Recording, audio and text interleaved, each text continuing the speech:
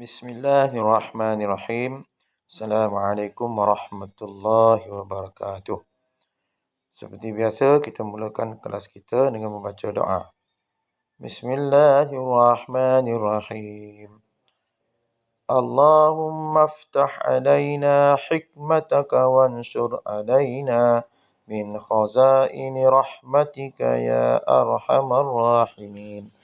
Rabbi shrah li sadri wa yassir li amri wahlul 'uqdatam min lisani yafqahu qawli. Rabbi yassir wa la tu'assir ya karim. Alhamdulillah. Baik. Sekarang kita sama-sama belajar kitab sirah. Jadi pada pelajaran pertama ini tajuknya pelantikan Nabi Muhammad sallallahu alaihi wasallam sebagai rasul. Yang pertamanya, cuba kamu ikut saya baca sama-sama. Pelantikan Nabi Muhammad sallallahu alaihi wasallam sebagai rasul. Di sini cuba kamu tengok pada kalimah, pada perkataan Nabi Muhammad, kemudian ditulis di ujungnya sallallahu alaihi wasallam. Jadi bermakna di sini kita disarankan, diminta, ya, Rasulullah SAW suruh, ya, apabila disebutkan nama Nabi Muhammad, contohnya saya sebut Nabi Muhammad, kamu semua mestilah menjawab sallallahu alaihi wasallam.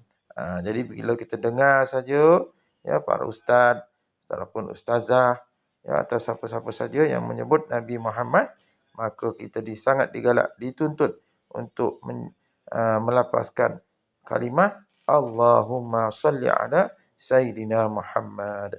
Jadi sekali lagi, saya ulang, apabila saya menyebut nama Nabi Muhammad, kamu hendaklah, ya, menjawab sallallahu alaihi wasallam. Okey. Pelantikan Nabi Muhammad sallallahu alaihi wasallam sebagai rasul. Okey, ini adalah pelajaran yang pertama, muka surat pertama dari buku sirah berkaitan pelantikan Nabi Muhammad sallallahu alaihi wasallam sebagai rasul. Jadi kamu pernah ingat Rasulullah ni daripada dia jadi rasul bukan sejak dia dilahirkan, sejak apabila dia dilahirkan sehinggalah umurnya 40 tahun, dia belum menjadi seorang rasul. Dia hanyalah sebagai manusia biasa, tetapi dia telah ada tanda-tanda dia ini akan dilantik menjadi rasul. Sejak daripada dilahirkan sehinggalah ke umurnya 40 tahun, ada tanda-tanda yang menunjukkan baginda akan dilantik menjadi seorang rasul. Peristiwa pelantikan Nabi Muhammad sallallahu alaihi wasallam menjadi rasul ini berlaku di mana? Cuba kita tengok pada petak yang kedua tu pula, yang ada tulis 1.1 tu. Peristiwa turunnya wahyu di Gua Hira. Maknanya di sini, secara ringkasnya saya terangkan kepada kamu, pelantikan Nabi Muhammad sallallahu alaihi wasallam sebagai rasul ini berlaku di dalam peristiwa turunnya wahyu di Gua Hira. Sebagai wahyu yang pertama, iaitu wahyu ni Al-Quran lah. Al-Quran, ayat Al-Quran yang pertama sekali turun, iaitu di Gua Hira. Semasa Nabi berkhalwat, Nabi setiap petang, Nabi akan pergi ke Gua Hira ini, bermalam di sana dan beribadat di sana. Dan pada satu malam, ya, dalam bulan Ramadan, 17 Ramadan, datanglah malaikat Jibril, ya, bertemu dengan Rasulullah dan menyampaikan dalam ayat Al-Quran yang pertama, wahyu yang pertama, surah Al-Alaq yang berbunyi Iqra' bismi rabbikal ladzi khalaq, sampai 5 ayat. Kemudian bila dah diturunkan tu, Nabi pun menghafal, Nabi pun dah membaca dan menghafalnya, maka dengan itu secara rasmi Nabi pun dilantiklah menjadi seorang rasul dan mulalah tugasnya menyampaikan dakwah merupakan wahyu, mengajak manusia menyembah Allah Subhanahu Wa Taala. Sebelum tu, maknanya sebelum diturunnya ayat Quran tu, Nabi ni bukanlah Nabi Muhammad SAW ni bukanlah seorang rasul, ya. Peristiwa ini berlaku pada umur Nabi 40 tahun. Jadi lagi akan datang akan ada ceritanya. Sekarang ni kita fokus kepada muka surat 1. Jadi tengok nampak tu. Itu adalah gambar gua. Ya. Gua ni dipanggil dia Gua Hira. Di sinilah, ya. Berlakunya peristiwa turunnya wahyu tu, ya. Di Gua Hira ini. Jadi gua ni satu ada terletak di Jabal Nur. Ada satu gunung di negeri Arab tu namanya Jabal Nur, iaitu Gunung Nur ataupun Bukit Nur, ya. Di atas bukit tu Nabi naik atas bukit tu ada satu lubang gua, taklah besar sangat, hanya muat untuk seorang sajalah di situ. Nabi kemudian duduk di situ. Nanti kita akan tahu apa tujuan Nabi duduk, ya. Kenapa tak duduk di rumah, ya. Kenapa Nabi malam-malam pergi ke gua tu, kenapa Nabi duduk beribadat situ di dalam dalam suasana yang gelap, ya. Sedangkan Nabi di sini ada anak, ada isteri, ada rumah sendiri. Kenapa Nabi duduk di situ? Jadi kita akan pelajari, ya. Cuba kita tengok dulu kisah perjalanan hidup Nabi ni. Cuba saya bacakan, kamu ikut secara perlahan-lahan. Okey. Kaum jahiliyah di zaman Nabi Muhammad sallallahu alaihi wasallam sentiasa percaya dengan perkara tahyul. Kaumnya juga tidak mempunyai akhlak yang baik. Oleh sebab itu, Nabi Muhammad sallallahu alaihi wasallam selalu beruzlah di Gua Hira untuk beribadat serta mencari ketenangan. Baginda ingin mengasingkan diri dari kaumnya yang tidak berakhlak dan sesat.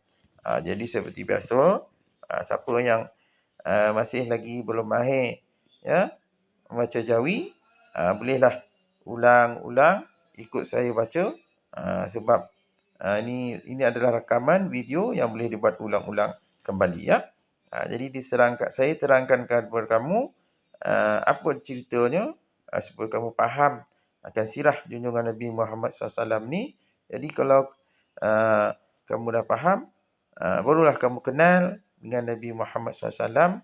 Sebab Nabi ni dia dah lama wafat, ya, dah dekat 1500 tahun. Kita tidak jumpa, saya tidak jumpa, mak bapak kamu pun tak jumpa. Kalau kita pergi ke Madinah tu, hanya kita dapat jumpa kubur Nabi Muhammad SAW saja. Ya, kita tidak berjumpa dengan Nabi. Jadi macam mana kita nak kenal Nabi? Cara kita nak kenal Nabi ialah kita dengan belajar sirah An-Nabawiyah, iaitu sirah kehidupan Nabi daripada Nabi sebelum lahir hinggalah Nabi wafat. Jadi bila kita tahu kisah-kisah itu, barulah kita ada rasa cinta, rasa sayang kepada junjungan Nabi Muhammad SAW, yang mana kita kena ingat, ya, di akhirat besok tak ada siapa yang dapat menyelamatkan kita, menolongkan kita. Mak ayah kita pun, nenek nenek kita, guru-guru pun tak dapat menolong kita. Hanya seorang je ada manusia yang dapat menolong kita, iaitu junjungan Nabi Muhammad SAW. Ni akan berjumpa dengan Allah SWT untuk mengampunkan dosa-dosa dan kesalahan kita semua manusia. Malahan Nabi-Nabi yang dulu pun, Nabi Adam, contohnya Nabi Nuh, Nabi Yusuf, Nabi Ibrahim, Nabi Ismail dan segala-gala Nabi dan Rasul, semuanya minta pertolongan kepada Nabi Muhammad SAW. Jadi sangatlah patutlah, ya, kita mengenali Nabi, menyayangi Nabi, mengasihi Nabi, kerana Nabi ni telah dengan kehadiran Nabi Muhammad SAW ni telah menyelamatkan diri kita dan juga ahli keluarga kita daripada terjerumus ke dalam api neraka, kerana Nabi membawa ajaran Islam yang suci, yang datangnya daripada Allah Subhanahu Wa Taala, yang berdasarkan Al-Quran dan hadis-hadis Nabi untuk kita untuk kita sama-sama hidup dalam beragama. Sebab asalnya manusia ni, kebanyakan manusia ni dulu telah terpesong jauh daripada hidayah pada Allah SWT. Jadi dengan datangnya Nabi Muhammad SAW ni, dia telah menyelamatkan kita, membawa agama Tauhid, agama Islam yang mana dapat menyelamatkan kita daripada kekal di dalam api neraka. Jadi Nabi ni besok sibuk ni, di akhirat besok. Sangat sibuk nak menolong manusia sana, manusia orang tu, orang ni. Jadi kalau kita di dunia ni tak kenal Nabi, tak menghayati sirah Nabi, tak sayang kepada Nabi Muhammad SAW, jadi macam mana? Malulah kita besok kita di akhirat kita nak minta pertolongan Nabi Muhammad sallallahu alaihi wasallam. Jadi kita balik semula kepada pelajaran kita ya. Jadi kaum jahiliyah di zaman Nabi Muhammad sallallahu alaihi wasallam. Yani kaum ni iaitu mereka yang hidup bersama-sama dengan Nabi Muhammad sallallahu alaihi wasallam ya. Jiran-jiran Nabi ke, sahabat-sahabat Nabi ke, saudara-saudara Nabi, iaitu orang yang hidup di keliling Nabi lah ya. Dipanggil dia kaum jahiliyah. Jahiliyah ni maksudnya jahil ataupun bodoh. Ya. Jahil ataupun bodoh di sini bukanlah mereka ni bodoh seperti yang kita faham pada hari ini ya. Tak tahu membaca, tak tahu menulis, tak pandai sekolah ya. Tak dapat nombor yang baik, tak cemerlang di dalam sekolahan macam tu ya. Mereka ni jahil di sini kerana apa? Sikap mereka ni ya tidak menyembah Allah Subhanahu Wa Taala. Bayangkanlah mereka ni mengambil batu ya daripada gunung-gunung ataupun bukit-bukit, kemudian diukir, dibentukkan dengan berbagai rupa ya yang kita panggil patung ataupun berhala, kemudian mereka menyembah patung dan berhala itu ya. Sebab itulah dia dipanggil dia orang yang bodoh. Memanglah bodoh ya.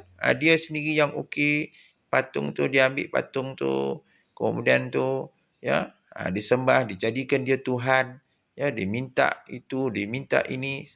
Sedangkan patung tu, kalau kita berhala ni kita tengok dia berdiri saja tanpa boleh bergerak ya. Hingga kan kalau burung pun datang ya, burung contohnya burung merpati hinggap di atas kepalanya dan berak situ di atas kepalanya pun dia tidak dapat menyelamatkan diri punya daripada diberakkan oleh burung ya. Kalau hujan datang pun dia tak dapat menyelamatkan dia. Kalau panas pun datang, dia tidak dapat menyelamatkan dirinya daripada kepanasan ya. Macam mana kita nak dijadikan dia Tuhan? Dan kalau yang teruk lagi kadang-kadang tu dibuatlah Tuhan ni daripada buah kurma ya. Buah kurma Tuhan dia tu dibuat daripada buah kurma kemudian disembah. Nanti bila dia lapar, dia makan buah kurma tu balik, dia makan Tuhan dia. Jadi situ dipanggil jahiliyah ya, sangat bodoh di dalam beragama ya.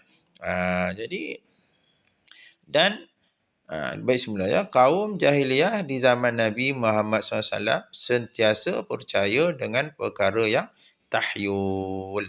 Tahyul ni ya, kaum dia ni percaya kepada perkara yang tahyul. Perkara yang tahyul ni perkara yang tak masuk akal lah, yang tak lima di akal kita. Contohnya tadi ya, mereka memahat batu, mengukir batu, kemudian tu menjadikan batu sebagai Tuhan, malah menjadikan buah kurma sebagai Tuhan ya. Percaya kepada perkara-perkara ramalan.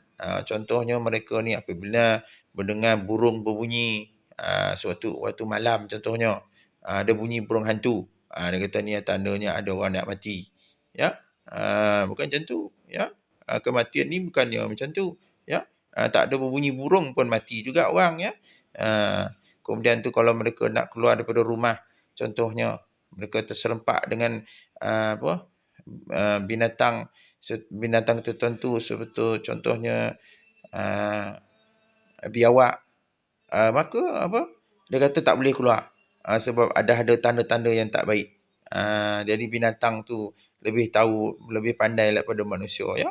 Tidak ya, ini semua baik dan buruk ni, berlaku kemalangan ke apa ke, semuanya telah ditentukan oleh Allah Subhanahu Wa Taala ya.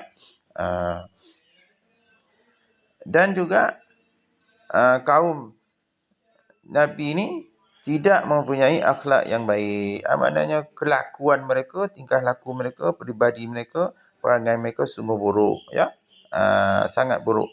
Mereka ni suka kepada apa nama tu, perkara-perkara maksiat. Contohnya minum arak yang boleh memabukkan, berzina, merompak, bergaduh, ya, dan suka berbunuh-bunuhan. Dan yang lagi teruk, yang mungkin kamu pun sendiri tak sangka, mereka ni suka, ya, membunuh anak-anak mereka sendiri, terutama anak yang perempuan. Apabila lahir saja anak perempuan, mereka akan gali lubang dan tanamkan hidup-hidup. Di sinilah, ya, keburukan sangat perangai. Ini pun termasuklah daripada perangai orang jahiliah, ya. Jadi dia bila lahir saja anak perempuan ni akan dibunuh, ditanam hidup-hidup. Yang tinggal semua lelaki. Jadi macam mana?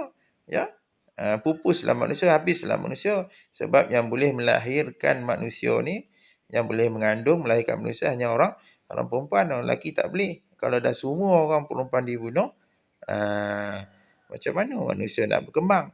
Ya. Jadi oleh itu, oleh sebab-sebab yang di atas tadi, sebab-sebab apa, kepercayaan kaum di zaman Nabi itu percaya kepada perkara tahyul dan akhlak mereka yang buruk, maka Nabi, oleh sebab itu Nabi Muhammad sallallahu alaihi wasallam selalu beruzlah. Tengok tu kalimah beruzlah itu kata bahasa Arab, ya. Kalau di dalam bahasa Melayu maksudnya beribadat di dalam gua Hira, untuk beribadat serta mencari ketenangan, ya. Jadi Nabi menjauhkan dirilah, beruzlah, duduk tak maulah tengok segala kejahatan kemungkaran tu depan mata tu, ya.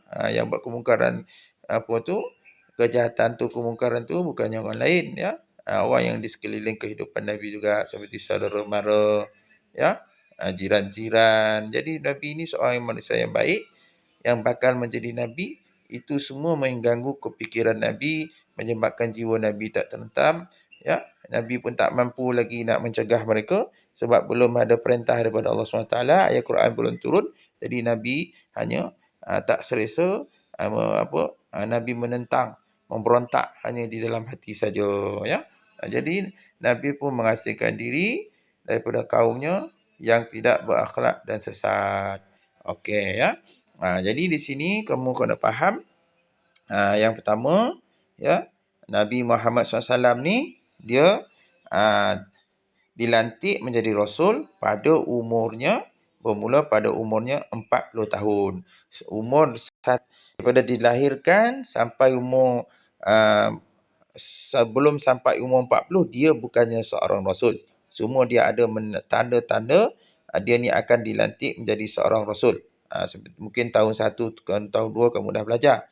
Contohnya Awan. Ya, Awan ni sentiasa melindungi Nabi Muhammad SAW sewaktu Nabi berjalan. Ya.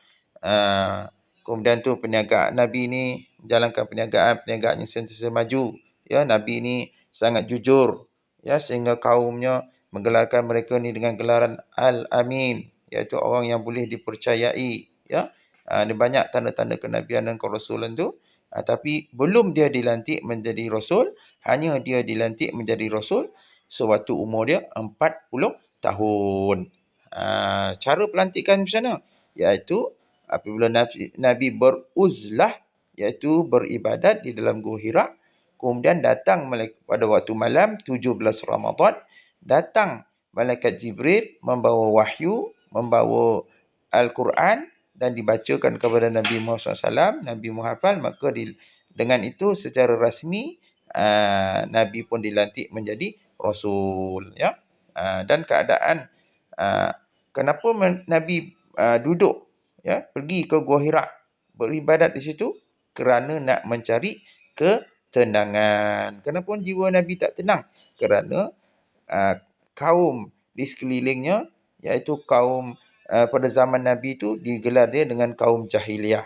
Jahiliah ni maksudnya iaitu jahiliah tu, ya, mereka ni percaya kepada perkara-perkara yang tahyul, menyembah berhala, akhlak mereka sangat buruk, suka bergaduh, suka merompak, suka berbunuh-bunuhan, suka berperang dan Ah, satu tabiat yang sangat buruk lagi iaitu membunuh anak-anak perempuan, ya. Jadi sampai setakat sini, nanti kita akan sambung lagi. Jadi kamu untuk memahamkan cerita ni, cerita peristiwa turunnya Nabi turunnya wahyu yang di Gua Hira ni, jadi kamu boleh ulang-ulang video ini di sepanjang kamu berada di rumah, di sepanjang PKP ini. Besok bila dah masuk tamat PKP, masuk sekolah seperti biasa, dah jadi mudah apabila ada untuk latihan ataupun peperiksaan, ya. InsyaAllah. Saya akhiri dengan wabillahi taufiq wal hidayah. Assalamualaikum warahmatullahi wabarakatuh.